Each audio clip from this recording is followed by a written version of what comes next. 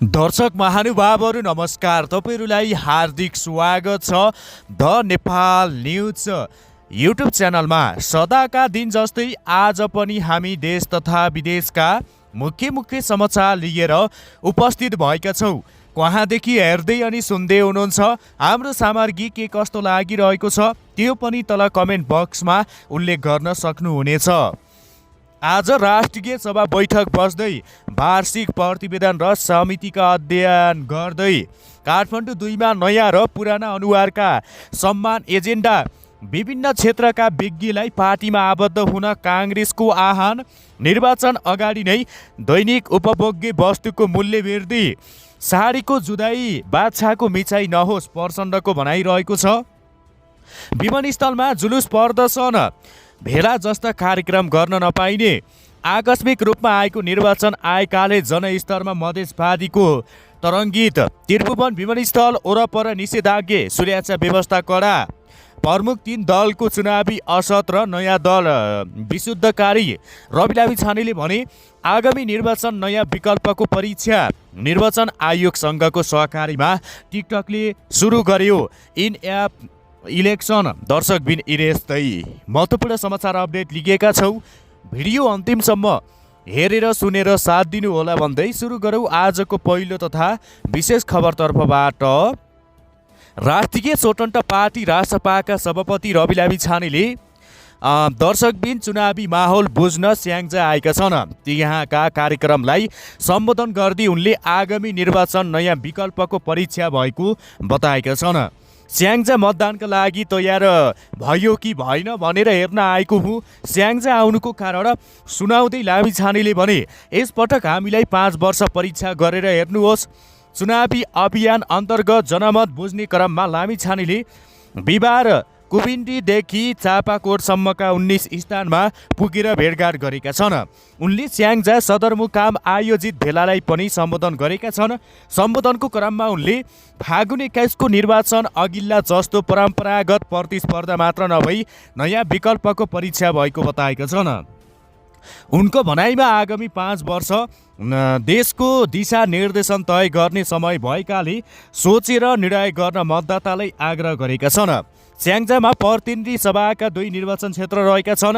रासपाले क्षेत्र नम्बर 1 मा डाक्टर धनञ्जय रेग्मी र क्षेत्र नम्बर 2 मा झबिलाल डुम्रेलाई उम्मेदवारी बनाएको छ।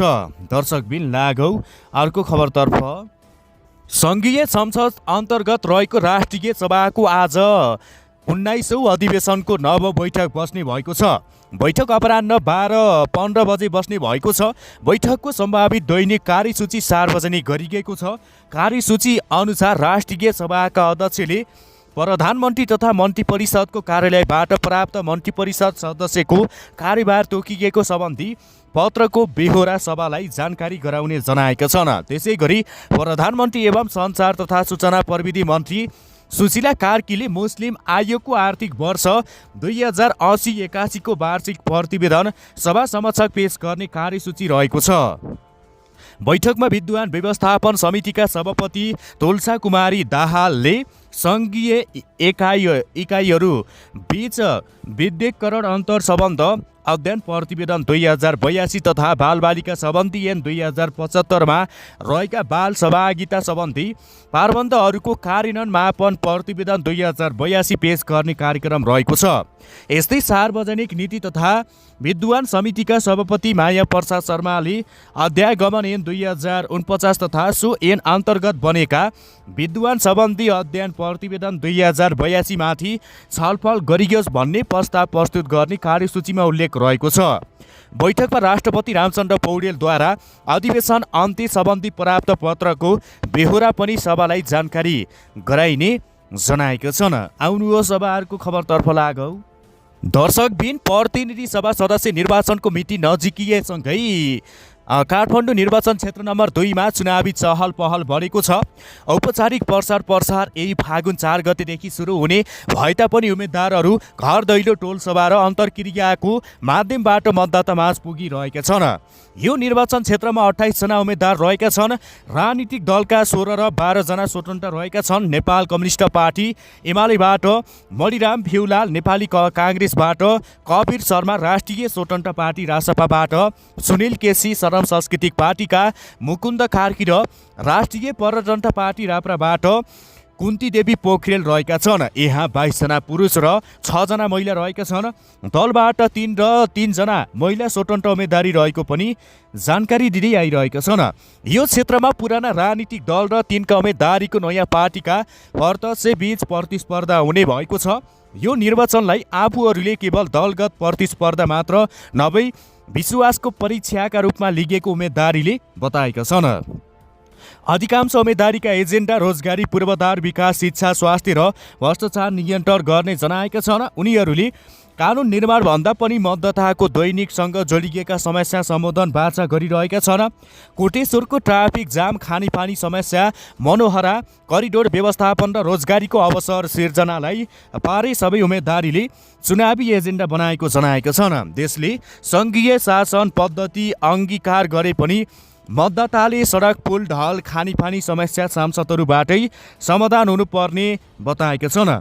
सङ्घीयता कार्यान्वयन भइसकेपछि स्थानीय, प्रदेश र स्थानीय तहले पुरा गर्नुपर्ने जनताका आधारभूत आवश्यकता कानुन बनाउन सङ्घीय संसद प्रतिनिधित्व गर्नेहरूको थालोमा मतदाताले हाल्न नहुने उम्मेदवारीको कथन रहेको पनि जनाएका छन्। आउनुहोस् अब अर्को खबरतर्फ लागौँ।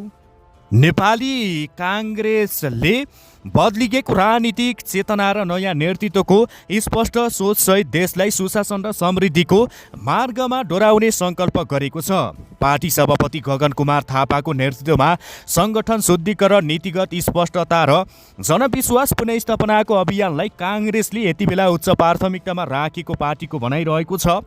यही ऐतिहासिक सङ्क्रमणको घडीलाई मध्यनजर गर्दै काङ्ग्रेसले वैकल्पिक शक्ति निर्माण, विश्वास राख्ने र समाजका विभिन्न प्रतिष्ठान क्षेत्रमा सक्रिय रहेका व्यक्तिहरूलाई पार्टीमा आबद्ध हुन खुल्ला आह्वान गरेको छ। काङ्ग्रेस प्रवक्ता एवं केन्द्रीय प्रचार समितिका संयोजक देवराज चालिसेले एक विज्ञप्ति जारी गर्दै चिकित्सा, शिक्षा, कानुन, उद्योग, सूचना प्रविधि, कृषि, श्रम तथा नागरिक समाज जस्ता विविध क्षेत्रका अनुभवी र क्षमतावान व्यक्तिलाई काङ्ग्रेसको लोकतान्त्रिक मञ्चमा जोडिन आग्रह गरेको छ। विज्ञप्तिमा उल्लेख भए अनुसार काङ्ग्रेसले अब व्यक्तिको क्षमताभन्दा संस्थागत मूल्य र मान्यतालाई केन्द्रमा राखेर पारदर्शिता, जवाबदेहिता र नीतिमा आधारित राजनीतिलाई मुख्य आधार बनाउने लक्ष्य लिएको छ। देश र लोकतान्त्रिकको शुद्धिकरणका लागि नयाँ सोच र नवीन ऊर्जा बोकेका अनुभवी व्यक्तिहरूको सहभागिता अप्रिय रहेको ठहर गर्दै काङ्ग्रेसले राष्ट्र निर्माणको यो साझा अभियानलाई सहभागी हुन सबैलाई अनुरोध गरेको पनि जानकारी दिँदै आइरहेको छ। दर्शकबिन लागौ अर्को खबरतर्फ। नेपाली कम्युनिस्ट पार्टीका संयोजक पुष्पकमल दाहाल प्रचण्डले बागलुङको बोर्तिबाङमा आयोजित कार्यक्रमलाई सम्बोधन गर्दै वर्तमान निर्वाचनलाई राष्ट्र रक्षा र स्वाधीनताको पक्षमा उभिने असाधारण अवसरको रूपमा लिनुपर्ने बताएका छन्। बागलुङ बोर्तिबाङका जनता, मतदाता तथा नेता कार्यकर्तासँग संवाद गर्दै उनले राजनीतिक दल र जनताले 2084 सालमा निर्वाचन चाहेको भए पनि अहिलेको निर्वाचन बाध्यात्मक परिस्थिति सिर्जना भएपछि हुन गएको बताएका छन्। उनले भदौ 23 र 24 गतिका घटनाले देशमा भयावह अवस्थामा सिर्जना गरेको उल्लेख गर्दै त्यसबेला राजनीतिक नेतृत्वले विशेष गरी आफू र सहसंयोजक माधव नेपालले विवेक प्रयोग गरेर विशेष पहल लिएर सङ्कटबाट जोगाएको बताएका छन्। 24 गतिको त्यो घटनाको उद्देश्य केवल जलाउने र लुट्ने मात्रै थिएन, राष्ट्रपति हटाएर देशमा कठपुतली सरकार बनाउने र नेपाललाई युक्रेन जस्तै अवस्थातर्फ धकेल्ने योजना गरेको थियो भन्ने हामीले थाहा पायौँ। उनले भने यो घटनाबाट संविधान केही हदसम्म घाइते भएको उल्लेख गर्दै अब देशको रक्षा गर्ने जिम्मेवारी राष्ट्रवादी शक्तिको काँधमा आएको उनको भनाइरहेको थियो। संयोजक प्रचण्डले यो निर्वाचन सामान्य प्रतिस्पर्धा नभई विदेशी शक्तिको इसारामा देशलाई अस्थिर बनाउन खोज्ने र राष्ट्रवादी शक्ति बलियो बनाउन चाहने बीचको लडाईँ भएको बताएका छन्। 24 गतेदेखि 26 गतेसम्म राज्य कसले चलाएको थियो भन्ने गम्भीर प्रश्न उठेको छ। यो निर्वाचन देशको नेतृत्व जनताकै हातमा रहेको छ भन्ने स्थापित गर्ने लडाईँ हो उनले भने। उनले विश्व राजनीति नयाँ चरणमा प्रवेश गरिसकेको उल्लेख गर्दै नेपाल जस्तो सानो देश पनि ठुला शक्तिको प्रतिस्पर्धाका लागि दुरुपयोग हुन नहुने बताएका छन्। नेपालको खनिज वा स्रोत साधनभन्दा पनि यसको भूगोल अन्यत्रको द्वन्द अगाडि बढाउन प्रयोग हुन सक्छ भन्ने जनाएका छन्। खतरा देखिएको पनि उनले जनाएका छन्।